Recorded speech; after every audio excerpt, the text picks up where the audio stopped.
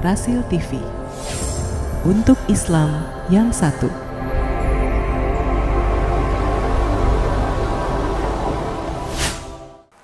Rasil TV dan Radio Silaturahim untuk Islam yang satu, masih bersama saya Nurdiana Norman dan Dr. Laila Monaganim dalam acara Bincang Komunikasi dengan tema tadi kita sudah bahas kunjung mengunjungi. Betul. Masih ada cerita yang sangat menarik dari sebuah kota yang notabene penduduknya mayoritas atau minim ya dok ya, Muslim, namun manfaat dari kunjung mengunjungi ini sangat luar biasa ya dok ya. Padahal dengan sebuah habits yang kebiasaan yang memang dari segi pola makan kurang ya dok ya, dari olahraga juga kurang, namun diketahui bahwa tingkat kematian di bawah usia 50 itu sangat rendah. Betul.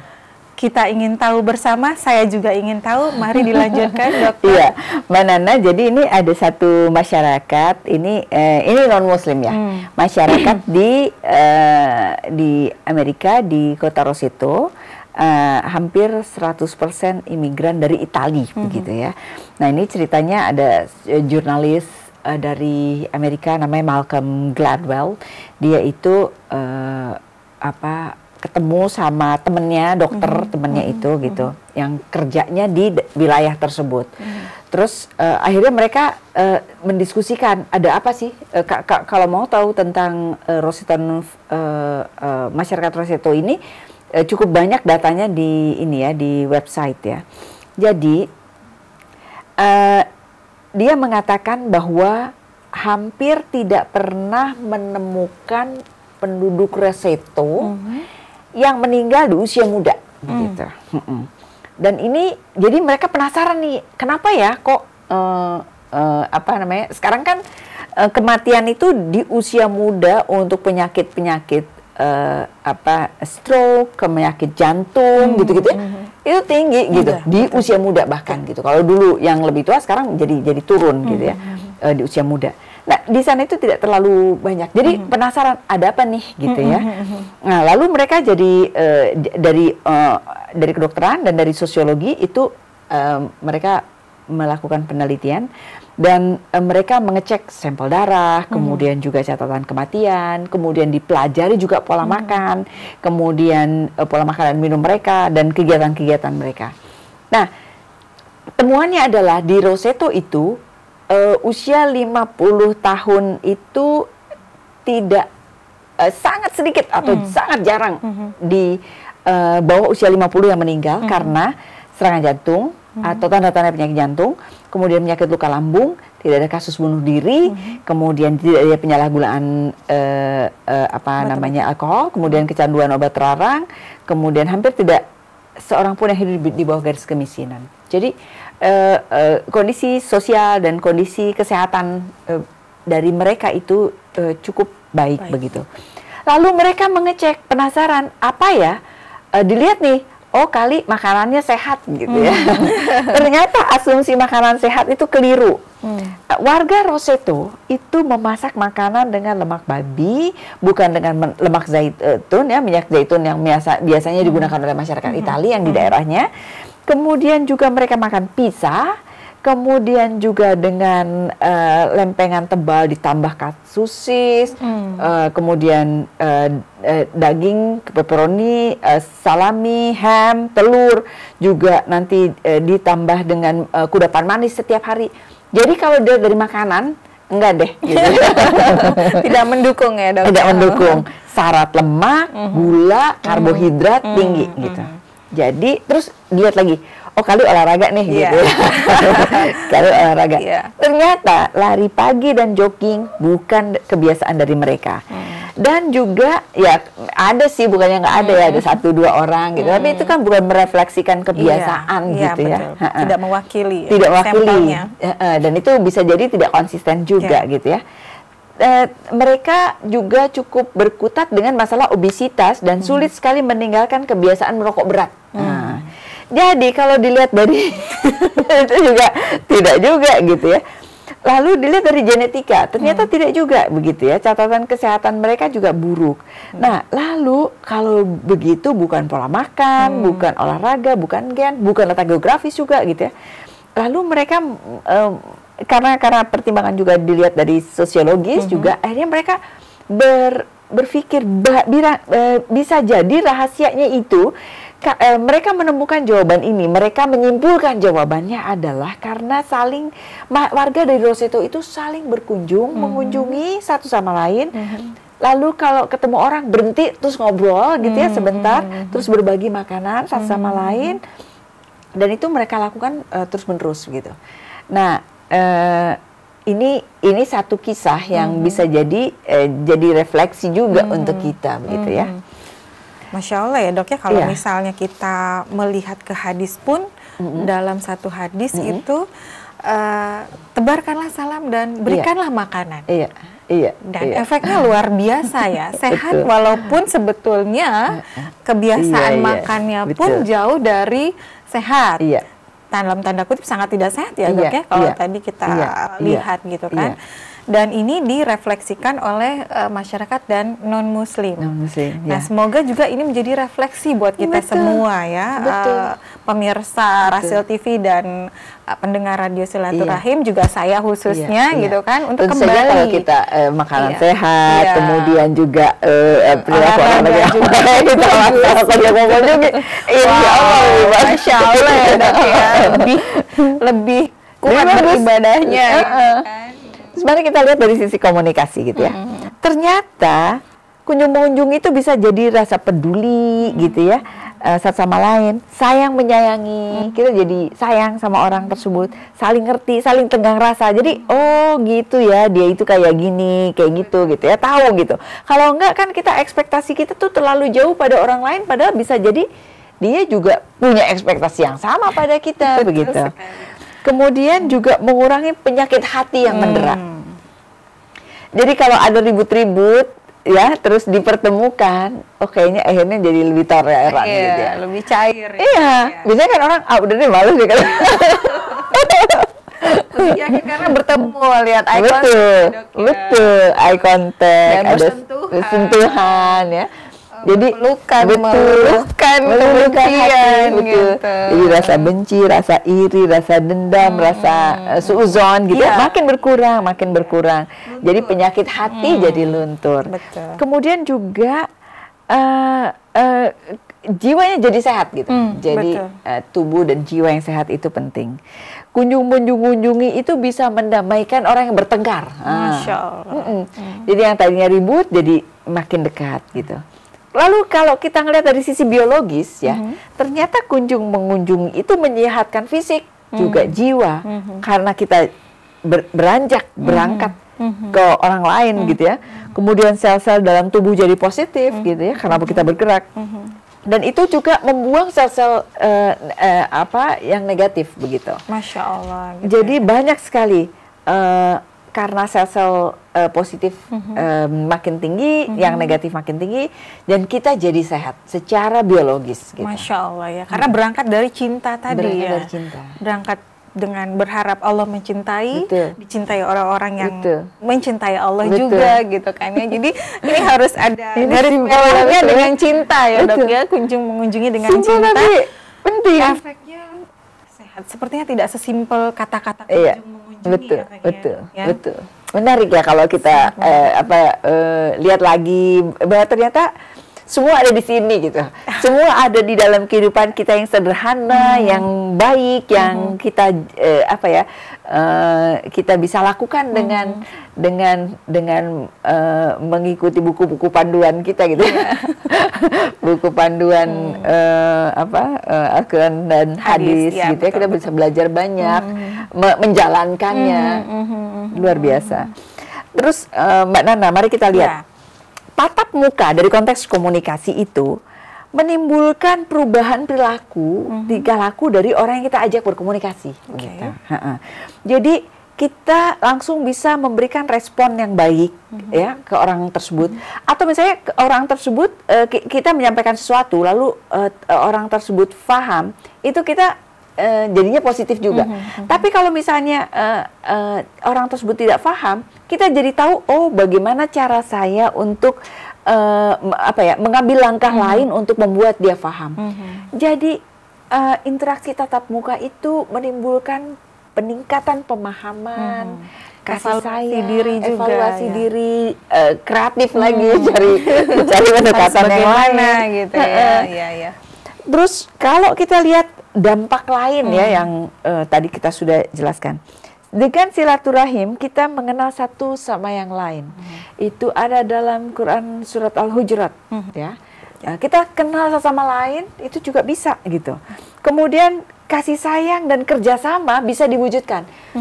Mbak Nana pernah ketemu orang terus dapat ide kita ngerjain ini bareng yuk gitu. Pernah nggak? Pernah. Nah, kemarin dok, ya, bertemu dengan sahabat saya gitu kan, ya. Dan ini bisa dikaitkan dengan silaturahim mendatangkan rezeki. Iya, gitu betul. Kan, ya?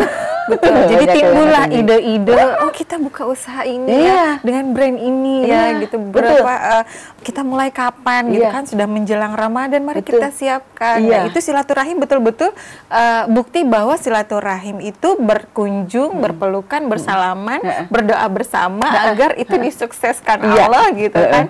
Masya Allah gitu. Dan lebih erat sekali gitu dengan berpelukan haru, ternyata kita punya satu misi yang sama gitu loh. Seperti itu dokter. Iya, betul. Sama, saya jadi ingat kemarin saya habis acara dari silaturahim, saya pergi ke satu pertemuan, ketemu sama teman-teman. Dalam hati, aduh ini spending waktu yang cukup lama gitu ya untuk pergi ke sana. Tapi nggak apa-apa, susah sekali untuk bertemu dengan orang tersebut begitu ya. Jadi akhirnya pergilah ke sana dan kami menjanjikan untuk melakukan sesuatu bersama. Kami bertiga ini menjanjikan untuk menghasilkan satu karya bersama. Itu benar-benar silaturahim gitu. Itu benar-benar ketemu gitu. Manfaat dari kunjung mengunjung. Betul. Dok, ya. Kemudian juga apalagi persatuan dan ukhuwah. Ya, menjadi terbentuk begitu. Menguatkan kerjasama gitu ya. Atau perjuangan saling mendukung, saling mengukuhkan, yuk kita membantu ini, kerjain bersama yuk. Jadi saling mengembangkan. Ada solidaritas, ada dialog, ada pengertian, ada penguatan kerjasama. Jadi terbentuk dengan adanya kunjung mengunjungi secara langsung ya, dok ya. Betul. Kemudian juga kita persoalan yang dihadapi sama masyarakat, itu kita bisa diskusikan dengan adanya kunjung mengunjungi itu. Bertatap langsung kita jadi ngobrol sama teman ya, oh ada masalah ini nih, yuk kita kerjain bersama. Jadi yang tadinya kita enggan untuk melakukan sendiri, jadi kuat kan gitu. Ada solusi bersama. Ada solusi, kita sama-sama bertukar pikiran dan lain sebagainya. Kemudian saling berbagi, mengeluarkan ide, gagasan yang brilian. Oh, pikiran kita misalnya, pikiran teman kita atau sahabat kita B misalnya, ternyata A dan B itu bisa dijadikan satu gitu dan jadi karya yang lebih baik begitu. Ada banyak ide yang keluar, gitu. Banyak ide yang tercetus dengan adanya kunjung mengunjungi tadi.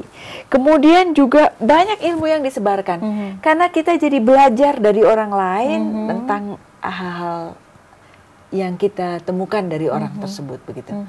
Jadi dampaknya sebenarnya banyak sekali, sangat banyak ya, sangat dok, banyak, menarik dan penting untuk kita renungkan.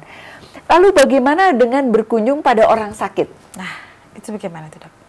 Ternyata berkunjung pada orang sakit itu membuat perbedaan pada orang yang sakit tersebut. Dia menjadi lebih positif, emosinya lebih stabil, lebih baik begitu ya. Kemudian dan itu dampak positif pada perbaikan dirinya begitu. Kemudian juga otaknya jadi lebih positif, perasaannya jadi lebih positif, dan ini mimik wajah yang kita hantarkan ketika ketemu dengan dia itu bikin dia nyaman, bikin dia seneng, sentuhan tadi ya, dan itu dampaknya sangat bagus untuk kesehatan. Lebih cepat pulihnya. Perasaan senang itu ternyata banyak penyakit yang ditimbulkan karena perasaannya nggak nyaman gitu. Nah, saya mau sedikit sharing tentang ini buku PSR ya yang kami buat dengan teman-teman. Ini pernah kita sampaikan juga di sini. Di dalam PSR itu personal social responsibility itu kami menyampaikan konsep bahwa punya tanggung jawab sosial sama orang lain itu nggak cuman kita bantuin pakai uang, pikiran, tenaga, waktu, juga perasaan. Jadi kita mengunjungi orang sakit, nemenin dia, ngobrol sama dia, itu berkah besar bagi orang yang sakit dan juga bagi orang yang sehat. Dia jadi perasaan sensitivitasnya terasa, kasih sayangnya terasa, kepeduliannya terasa. Bayangin kalau orang itu cuma mikirin gimana ngembangin otak doang gitu, atau gimana nambahin duit doang gitu ya. Tapi tidak peduli dengan bagaimana mengasah jiwa sekitar kita gitu. Bagaimana mengasah jiwa. Ya artinya gini, untuk orang yang sakit dampaknya besar. Tapi untuk orang yang sehat yang berkunjung itu juga besar. Karena dia juga sedang mengasah sisi lain humanis yang memang penting dan ada di dalam diri kita, yaitu sensitivitas hati, kepedulian, nggak mikirin diri sendiri, mikirin orang lain gitu. Banyak sekali manfaatnya dari kunjung mengunjungi itu. Masya Allah ya dok ya. Dan kalau misalnya nih pemirsa Rasil TV dan juga pendengar Radio Silaturahim yang mungkin sedang merasakan, aduh masalah saya kok besar banget ya. Tapi ketika kita berkunjung bersilaturahim ternyata kita tanpa sengaja, ya dok ya, mendengarkan cerita orang yang kita kunjungi ternyata lebih besar, Masya Bisa Allah. jadi itu. Timbul rasa syukur. Ternyata ya Allah, ternyata masalah saya tidak sebesar orang yang ada di hadapan kita saat ini. Begitu. Atau juga kita jadi resolve masalah kita karena sharing gitu. Mbak Nana, saya mau cerita ini penting untuk jadi refleksi. Ini riset di Amerika terhadap orang berusia di atas 75 tahun yang cenderung jauh dari keluarga mereka. Ini balik lagi sama masyarakat Indonesia yang kolektivis, masyarakat di beberapa negara diantaranya Amerika itu yang individualis gitu ya. Jadi di masyarakat yang ini cerita riset di masyarakat yang individualis, yang udah biasa nih jauh dari keluarga, yang udah biasa nih mandiri, yang udah biasa nih meyakini bahwa orang itu harus baliknya ke dirinya sendiri, begitu ya. Jadi sekitar 10% orang tua punya anak yang tinggalnya itu 1 jam atau sekitar 40 km lah dari rumahnya mereka, begitu ya. 82% anak meninggalkan rumah orang tuanya karena alasan pekerjaan. Jadi ini data-datanya dulu. 75% orang sulit menyatukan, jadi dari anak-anak itu sulit menyatukan antara urusan keluarga dan pekerjaan. Jadi mereka itu dominan nggak datang ke orang tuanya karena pertimbangan urusan keluarga dan pekerjaan susah deh nyatuin gitu ya. Akhirnya mereka pergi ninggalin keluarganya. Dan ternyata 75% dari orang tua mereka itu merasa kesepian. Itu yang sudah terbiasa memang mandiri. Yang sudah dari dulu dibiasakan budayanya dimasukkan ya. Budaya itu kan software pikiran gitu ya. Software pikirannya itu sudah terbiasa meyakini bahwa mandiri, keluarganya itu masing-masing gitu ya. Itu masih merasakan kesepian. Jadi mungkin kita bisa ngelihat lagi, jangan-jangan nih karena pertimbangan-pertimbangan yang tadi kita sudah sebutkan, ngelihat masalah pekerjaan, masalah geografi,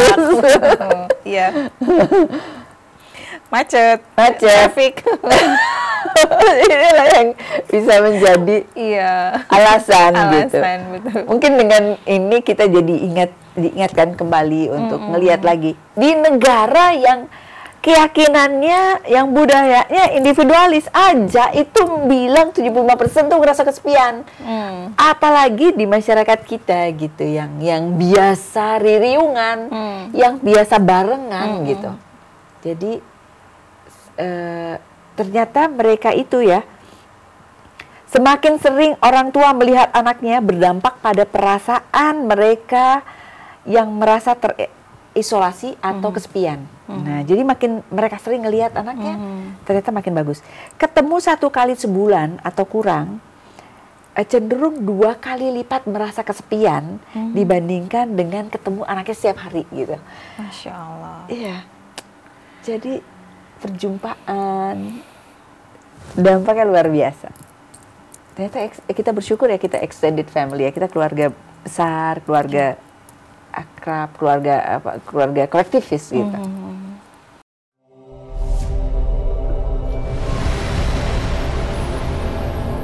Rasil TV untuk Islam yang satu.